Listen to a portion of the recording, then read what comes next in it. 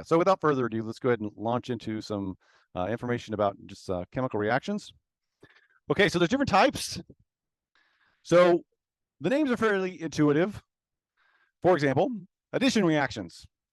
Well, the name kind of gives it away. It's where you take two things and you make one thing. You add them together. So the example that is given there is you start with a alkene, ethylene, and you add another molecule across it. So the double bond breaks and you add two atoms to it. You add hydrogen and a bromine. So an addition reaction is where two reactants combine to form a single product. Okay, and so surprise, surprise, we can also have an elimination reaction. Okay, and with that one, you start with one thing, you get two things. Because you eliminate, you get rid of some atoms in the form of another molecule. So in the example there, you got an alcohol, and you eliminate a water molecule, and the other product is an alkene, ethylene in that case. Okay, so an elimination reaction is a single reactant splitting into two products. All right, substitution reaction. Again, no big surprise here based on the name, but you're going to substitute things in your reactant. They're going to swap places. So it's similar to what you learn about in Gen Chem called those double displacement reactions, if that rings a bell and doesn't, inspire any nightmares. But you can see it's color-coded in this example. That OCH3 that's part of the methyl acetate comes off, and you add the OH from a water molecule, and then the other hydrogen from the water combines with that OCH3 to form methanol. So it's like they substituted pieces and parts. So a substitution reaction is where two reactants exchanging parts to form two new products. Okay, and finally, a rearrangement reaction. Once again, the name kind of gives it away. You have a single reactant yielding an isomeric product through reorganization of its bonds and atoms. Single reactant yielding an isomeric product through reorganization of its bonds and atoms. Now, we don't specifically say what kind of isomeric product, but we talked about this before. You have those constitutional isomers. They have the same molecular formula, same number of carbons, hydrogens, oxygens, for example, but they're connected in different ways. This is what's going on here. And you can see from the example, and this is from the Krebs cycle. I can't remember exactly which step this is in the Krebs cycle. It's early on. But you have this primary alcohol. That OH is on that terminal carbon there, but it swaps places and it goes into the interior to become a secondary alcohol. Okay, so it's been rearranged. That carbonyl moves places, that OH group moves places. So you can have rearrangement reactions. Okay, so what I will do here is just do a little example problem for you. So we want to classify each of these following reactions as an addition, elimination, substitution, or rearrangement. All right, so we're looking at the first one here. And what you see here is it's like they switch parts. So the Br comes together with potassium. Those two go together. And we've got the CH3, that methyl, joins up with the OH to give the methanol and the KBr, the potassium bromide. Okay, so that looks a lot like a substitution to me. And it is. Okay, so what about the second one here? So we've got, this is a ethane that has one of the hydrogens removed and a bromine, it has replaced it, so it's got a bromine substituent. And in the product, so, notice that we start with one reactant and we end up with two products. And one of the products is short a hydrogen as well. It goes from CH3 on the left side there to a CH2. So that carbon got rid of one hydrogen. And then the second carbon here got rid of the bromine. So it eliminated the HBr. And in the process, formed that alkene functional group, that double bond. So I think that looks like an elimination reaction. And finally, if you look at what this, in general, what we have is we've got two reactants on the left side and only one product. So two things combined to form one thing. So it's like we added that H2 across that double bond to get a CH3 and a CH3. So ethylene becomes ethane, and we called those addition reactions. So that's an addition reaction.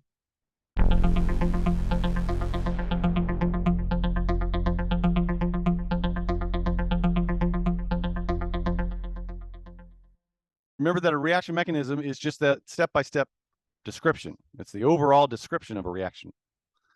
So as I said, reactions occur in defined steps that lead from reactant to product. Again, you know, the chemical reactions that we tend to focus on in organic chemistry is that involve bond breaking and bond making. I put it that way because there are other chemical reactions that involve like the transfer of electrons and things like that. But and we get into that some in this course, but later in the semester. Okay, so here's one of the, it's sort of new, but you've seen it before. We use those arrows to, you know, the pushing electrons, moving electrons around. We use it with resonance forms. Now we're going to use it with reactions. We also used it with some acid-base reactions in week 2. We're going to start doing that a lot more. And when that process involves just one electron, we use what's called the fish hook arrow, which is kind of a half of a head. So the arrowheads with half a head, fish hook, indicate the movement of one electron. And it's called a symmetrical process because, and you'll see this in the next slide, a bond is composed of 2 electrons, the sharing of a pair of electrons. So a symmetrical process is where each atom gets one of those electrons. It's symmetrical. You get one, I get one. You get the same thing. So that's why we call it symmetrical. So arrowheads with half head, fish hook, indicate movement of one electron in the symmetrical process. And then if we move a full pair of electrons, so arrowheads with a complete head indicate the movement of 2 electrons or a pair of electrons. And that's unsymmetrical because the 2 atoms involved are treated differently. You know, one atom either gives up both electrons or receives both electrons, and the other atom doesn't get or give any. It's not the same. They are unsymmetrical. So today we're going to focus on those symmetrical reactions, okay? And they can be symmetrical or unsymmetrical. So bond formation or breakage can be symmetrical or unsymmetrical. And you can see in the first picture there, both. So imagine that pair of electrons, the 2 dots between A and B, it's color-coded on the screen. It's unfortunately just not on your handout, but if you need to, you know, use some colored pencils or pens to help you track it, that's fine. That's good. So notice that pair of electrons, one goes to the A, one goes to the B. So that's what we mean by symmetrical. Okay, in a symmetrical bond break, so that would be, we're breaking that bond between A and B, and we're doing it in a symmetrical way, where A gets an electron and B gets an electron. So the symmetrical break is when one electron stays with each product.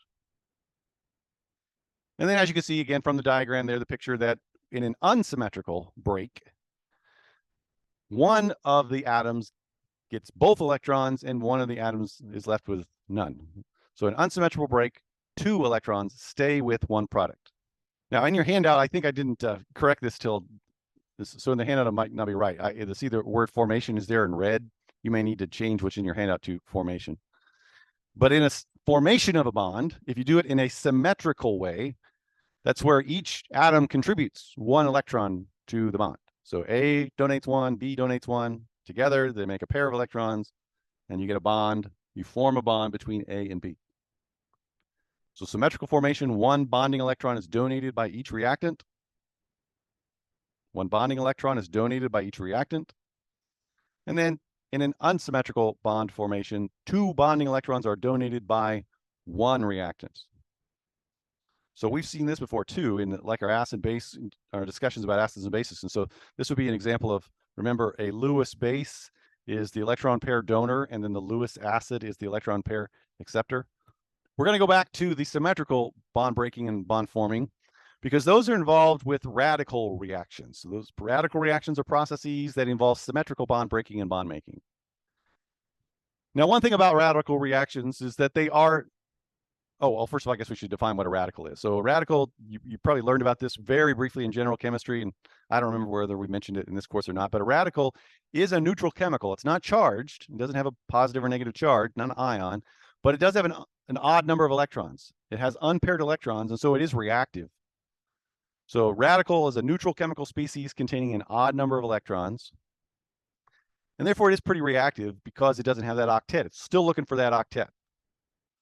So it has a single unpaired electron in one of its orbitals, a single unpaired electron in one of its orbitals. Okay. And now we're going to, just sidestep for a second because the other type of reaction is called a polar reaction. And so the polar reactions we'll look at with a lot more detail than the radical reactions, but we're going to save those discussions for tomorrow and Wednesday and further down the road. But just what they are, they involve unsymmetrical bond breaking and bond making. So polar reactions are processes involving unsymmetrical bond breaking and bond making. Okay, so a little bit more detail about those symmetrical reactions, the radical reactions. First of all, they're not as common, so we won't spend as much time talking about them, but there's some things that I want you to know. So they're not as common in comparison to polar reactions. Okay, so again, those radicals, they are reactive because they haven't got their octet. In general, things in nature want that full outer shell, and for the elements that we deal with in organic chemistry, that typically means an octet, except for hydrogen, of course. Remember that it's happy with just 2. So radicals react to complete electron octet of the valence shell.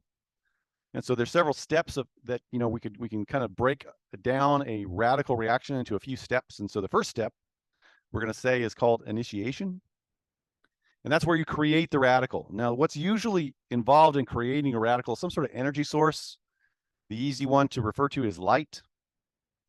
So a molecule like Cl2, the diatomic gas, Cl2. So if light interacts with it, it can just break that apart into 2 chlorine atoms. And notice from the dot structure here that you've got this unpaired electron. So it's going to be reactive because it's got that unpaired electron. And we just formed it by doing this symmetrical bond break, where this pair of electrons, one electron goes to one chlorine and the other electron goes to the other chlorine. So you generate 2 chlorine atoms, and those chlorine atoms are radicals. They have unpaired electrons. They have an incomplete octet, so they're going to go on and react with something. And so that reaction with something is what we call propagation. So that's where the radical reacts with the molecule. Essentially what it does is it propagates. It generates another radical. The propagation, the radical reacts with the molecule to generate another radical. So there's a couple ways that this can happen with this, sticking with this example. One of those chlorine atoms can do a symmetrical bond formation with a hydrogen in a molecule like methane. So this is CH4, where one of the CH bonds is highlighted. And so that pair of electrons, we break that. We break that in a symmetrical way, but we also form an HCl bond in a symmetrical way. And the other product is a radical. So we propagated the reaction by creating a CH3 radical from a Cl radical, a chlorine radical. So that's why we call it propagation. But another way it can happen is if there is a CH3 particle out there, radical out there, it can react with one of those Cl2s. Maybe the light hadn't reacted with that one yet. And so it can, in a symmetrical way, break a bond and form a bond and create that chlorine substituted methane, so chloromethane, and then you get a chlorine radical out of that as well. But either way, you notice that either of these that happen, the radical has been propagated. You started with a radical, but then it reacts and you get another radical. Started with a radical, it reacts and you get another radical, hence the name propagation. Okay. And this will continue until you get what's called termination, the final step. And that's where you combine 2 radicals. 2 radicals come together and it stops the cycle. So the combination of 2 radicals to form a stable product. And again, you can see that there's several possibilities there. You could have the 2 chlorine atoms come together again to form a chlorine molecule. Of course, that could just break apart again. It absorbs some energy from light, breaks apart into 2 chlorine atoms again. So there's nothing saying that can't happen. But then another possibility is a CH3 radical reacts with one of those Cl radicals to form chloromethane, or 2 CH3 radicals can come together to form an ethane, a C2H6. Okay. Now, this is one of the reasons why, and you guys might be too young to remember this, but back in my day, one of the chlorofluorocarbons, there was a big push to get rid of those because this does happen in the upper atmosphere. The UV light finds those sources of chlorine and fluorine and creates those chlorine and fluorine radicals that then go on to, in the case of the upper atmosphere, it destroys the ozone layer, or it reacts with the ozone in a harmful way. Okay, so let me do another example here. So we're going to use the curved fishhook arrows, and we're going to propose a mechanism for the formation of the cyclopentane ring of prostaglandin H2. So this is, again, another one of those biological molecules.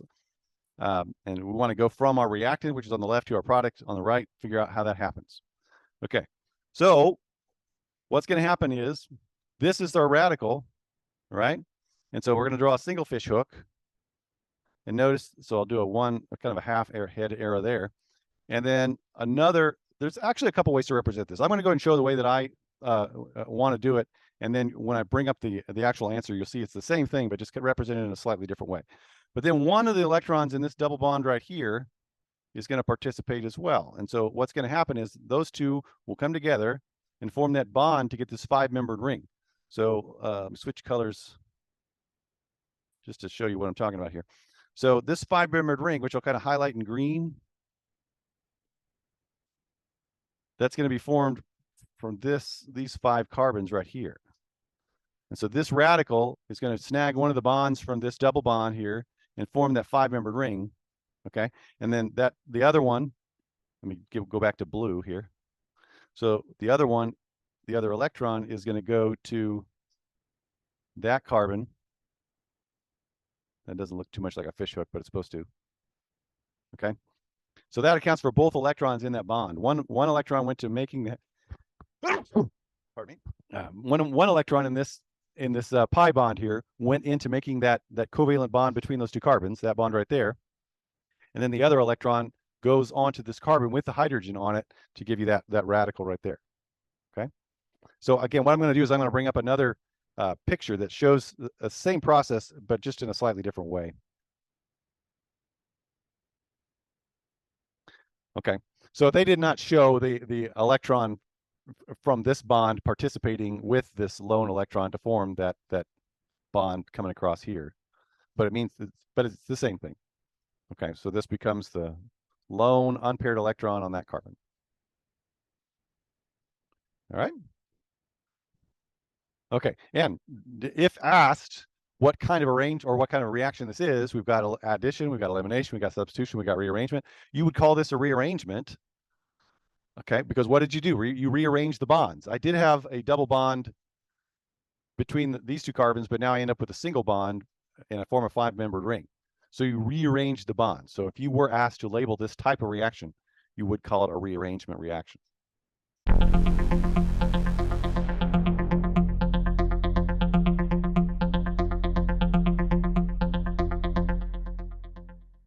So that's pretty much all we need to know about the radical reactions. Now, for the rest of the week, we're going to focus on these polar reactions.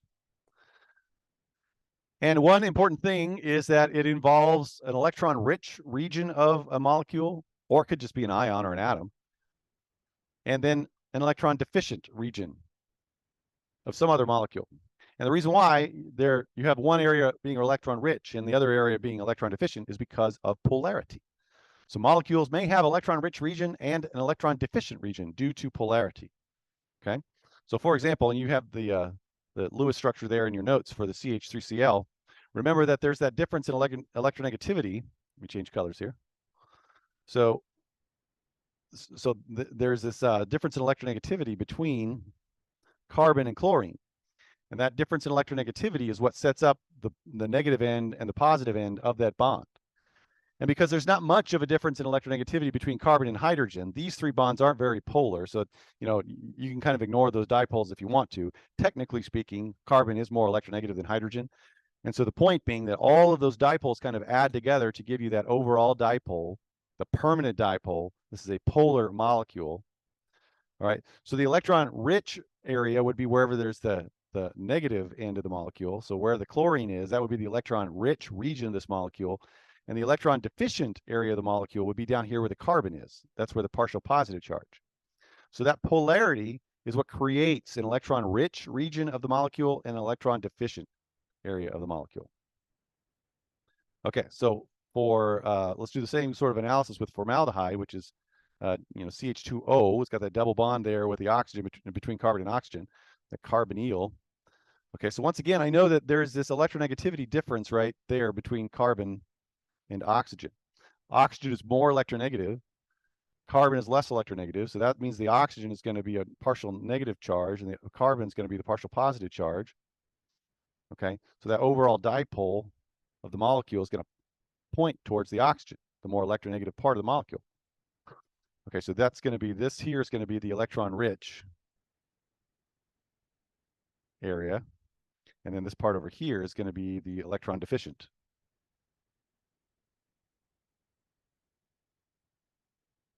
Area, because it's partial positive and the electron rich is partial negative. All right, now there's one other factor that we do need to talk about, because we get this polarization even when there's not a big electronegativity difference sometimes, if the atoms involved in the bond are large enough. And that all has to do with this concept of polarizability. Polarizability is that ease at which the electron cloud is distorted. So the ease of distorting the electron cloud is what we call, or is how we define polarizability. And we see it mostly with the larger atoms that are a little further down the periodic table. So larger atoms are easily polarizable. Smaller atoms are less polarizable. And so what happens is this actually leads to dipole moments. Even when the bond polarity is small, there's either a little to no electronegativity difference, but it can still lead to an actual permanent dipole in the molecule. And so the two atoms, or the two, I guess, elements that you should know, well, I won't say two, but the two types of elements that you should know about that this applies are sulfur, okay, and iodine, and I guess bromine as well, but the heavier halides, heavier halogens. So those atoms, sulfur and iodine, for example, they're big enough to where their electron cloud is much more polarizable. It sloshes around easier. And so you can get this polarizing effect where the electronegative element, the nonmetal that's further to the right in the periodic table, is more negative charge, and the carbon gets a partial positive charge. Okay, and part of the reason why I point that out is because if you actually looked it up, you would see that the electronegativity difference here, I'm just going to write, it's very small. It kind of depends on the table that you look at, but there are some tables that give sulfur the same electronegativity as carbon. And so in that case, the electronegativity difference would be 0. But even in a situation where you have that either 0 electronegativity difference or very small electronegativity difference, you still get this separation of charge where you get the partial negative end of the bond and the partial positive end of the bond because of this whole idea of polarizability. Sulfur's electron cloud is so easily distorted that all these other bonds, like that bond and that bond and that bond, it kind of just pushes the electron cloud out of the way. It kind of pushes all the electron density up there. And so it creates this partial negative area. And then by default, the carbon gets the partial positive charge. The same thing with iodine. Iodine is a large halogen. So it's a very polarizable atom. And its electronegativity difference, so that electronegativity difference there is also, it's also very small. Again, it depends on which table you look at, but many of those electronegativity tables give iodine and carbon the same electronegativity value. So its electronegativity difference would be 0. So in the traditional definition of what makes a bond polar, these two bonds wouldn't satisfy that definition. But because of the polarizability of sulfur's electron cloud and iodine electron cloud, you can get, this setup of a partial negative area of the molecule and a partial positive area of the molecule. All right, so why am I beating that dead horse? Well, because it has to do with the polar reactions that we're going to look at. Okay, and the point being, and this isn't in your handout, but it's in your textbook, all of these functional groups that we've been talking about, you can say, all right, well, this part of the functional group, this atom is partial positive, and this atom or atoms is partial negative. So just get that sense as you look at this. Not all of them necessarily. Like alkenes, that's a non-polar setup. But most of the other ones, like the amine, the nitrogen part of it would be partial negative. The carbon would be partial positive. Okay. Now notice, we won't get to these types of reagents until later in the course, but this thing called the Grignard reagent and alkyl lithium, notice there that the carbon actually bears the negative charge because it's connected to a metal like magnesium or lithium. So, we'll get to that. But notice in all the other examples, the carbon is what's got the partial positive charge. That's what's important for this week.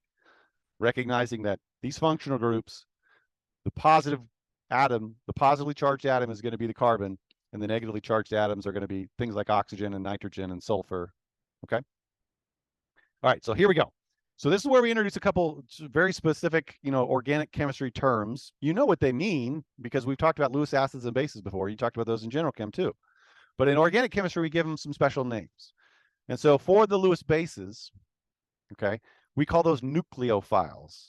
Now, nucleophile, you can probably guess from what you know about Greek words and Greek roots and things like that. Phile means loving, right? So this is something that would love a nucleus. It's looking for a nucleus because the nucleus is positively charged and opposite charges attract. So that's why a nucleus is something that's electron rich. So a nucleophile, pardon me, a nucleophile is something that's electron rich. A nucleophile is an electron rich species that donate electron pairs to an electrophile in a polar bond forming reaction. And so again, you see this before when we looked at Lewis bases. Lewis bases in organic chemistry, we call them nucleophiles. So just get familiar and get comfortable with the vocabulary, because we're going to stop saying Lewis base and we're going to start saying nucleophile, because that's the proper word in organic chemistry to use. But fundamentally, chemically speaking, it's the same thing as a Lewis base. And an electrophile is chemically very similar or the same as, I guess you could say, a Lewis acid. And again, the Greek word electrophile, or from the Greek, it's something that loves electrons. And it loves electrons because it's got a positive charge, and opposite charges attract. So electrophile is a substance that accepts electron pairs from a nucleophile. And these are Lewis acids. Okay, so nucleophiles donate electrons, electrophiles accept electrons. All right, and so the example there that you've actually already seen it. We've got with the unsymmetrical, when we talked about the unsymmetrical formation of a bond, this is an example of that. We've got our nucleophile, which donates both pair of electrons to our electrophile. It's got the positive charge. So that's the characteristic you want to look at. Nucleophiles got a lot of electron density. It's like a negative charge or a pair of electrons, like a lone pair of electrons. That's the giveaway that's a nucleophile. The giveaway that something is an electrophile is that it's got a positive charge. It might just be a partial positive charge, but it's going to have some sort of electron deficient region in its structure, electron poor area. Okay. All right. So neutral compounds can sometimes be both. So neutral compounds can often react either as nucleophiles or as electrophiles, depending on the circumstances. And so in this picture here, which is not, again, on your handout, but just pay attention to what I'm saying, we're going to look at a couple of the neutral ones. So the others that are not neutral, like the hydroxide, that's negatively charged. That's only going to act as a nucleophile. It's got a lot of electrons to give. A chloride, Cl minus, there's nothing electrophilic about that. It's nucleophile all the way, electron rich. It's only going to behave as a nucleophile. Hydronium, H3O plus, all blue. So that just means it's electron deficient. It's got a lot of positive charge. So it's going to be acting only as an electrophile. It's looking for electrons. It's got that positive charge. It's going to behave as an electrophile. But then when something is neutral, like these two, the bromomethane, or this would be methyl ketone, just some sort of ketone, I guess, the functional group. It's not as clear cut, because there's part of the molecule that's electron rich and there's part of the molecule that's electron deficient. So like here with the bromine would be up here. It doesn't show up so much in the picture, but you can see it just from the difference in electronegativity between the carbon and the bromine. The bromine would be the part that would act like the nucleophile. And then the carbon side, and that shows up with the blue, that's the part that's going to act like the electrophile. Okay. And actually, we're going to start abbreviating these a little even more than that. Nucleophiles will just give capital N. An electrophile will just give a capital E. Okay, so the same thing with this ketone here. So that oxygen, remember, that's got lone pairs on it. It's not charged. It's got that partial negative charge because of the polarity of the bond, but that's the electron rich area. So that's the area that's going to behave like a nucleophile. And then this carbon, because of the polarity of the bond, has that partial positive charge. So that's the part of the molecule that's going to behave like an electrophile. So that's what we mean by this bullet. Sometimes when you have these neutral molecules, if it's a charged, if it's an ion like this hydroxide or this chloride, there's no question about it. That's electron rich. That's going to behave as a nucleophile, only as a nucleophile. If it's got a formal positive charge like this hydronium, that's electron deficient. So it's only going to behave as an electrophile. But when something is neutral, like these two guys, it can behave as both. And that's what's going to drive a lot of these reactions that we'll focus on off and on again throughout the semester. So you can see, and again, in your handout, it's in the grayscale, but if you want to color code or just write blue on it, where it's blue on the screen, remember that that's the indicator that it's electron deficient. Okay. And also remember that this BF3, this boron trifluoride, it does not have an octet. The boron only has 6 electrons in its outer shell. 2 there, 2 there, and 2 there. So it's deficient 2 electrons. It's it's looking to fill that octet. And so that's why boron trifluoride, we have said in the past, and we'll say again now, is going to serve as an electrophile. Okay. All right. So this would be, I would say it's going to be as an electrophile because it's got that unhybridized p orbital kind of going in and on the other side. Okay. So that's a, a p orbital, empty p orbital that can accept electrons. So an electron pair can get donated into that empty p orbital. Okay, so the electrostatic potential map of boron trifluoride is shown. Is BF3 likely to be a nucleophile or an electrophile? It's going to be an electrophile because it doesn't have an octet. It's got that empty p orbital, and it's ready to receive some electrons.